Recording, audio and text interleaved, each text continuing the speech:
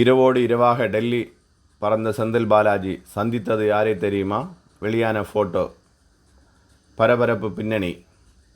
தமிழகத்தில் உள்ள டாஸ்மாக் கடைகளில் ரூபாய் 1000 கோடி வரை முறைகேடு நடந்துள்ளதாக அமலாக்கத்துறை தெரிவித்துள்ளது. இந்நிலையில் தான் நேற்று அவசரமாக அமைச்சர் செந்தில் பாலாஜி டெல்லி புறப்பட்டு சென்றார். அதன் பிறகு இன்று காலையில் அவர் சென்னை வந்தார். இரவோடு இரவாக செந்தில் பாலாஜி டெல்லி பறந்து உடனடியாக சென்னை திரும்பிய நிலையில் அவர் ஆரை சந்தித்துள்ளார். அதன் பின்னணி என்ன என்பது பற்றி பரபரப்பான தகவல்கள் வெளியாகியுள்ளன. தமிழகத்தில் மு.க.ஸ்டாலின் அமைச்சரவையில் அமைச்சராக இருப்பவர் செந்தில் பாலாஜி. மின்சாரம், மதுவிலக்கு துறையை செந்தில் பாலாஜி நிர்வகித்து வருகிறார். கடந்த மார்ச் 6ஆம் தேதி முதல் 3 நாட்கள் தமிழகத்தில் அமலாக்கத்துறை சோதனை நடத்தப்பட்டது. சென்னையில் உள்ள டாஸ்மாக் நிறுவனத்தின் தலைமை அலுவலகம், மதுபான ஆலைகளில் இந்த சோதனை என்பது மேற்கொள்ளப்பட்டது.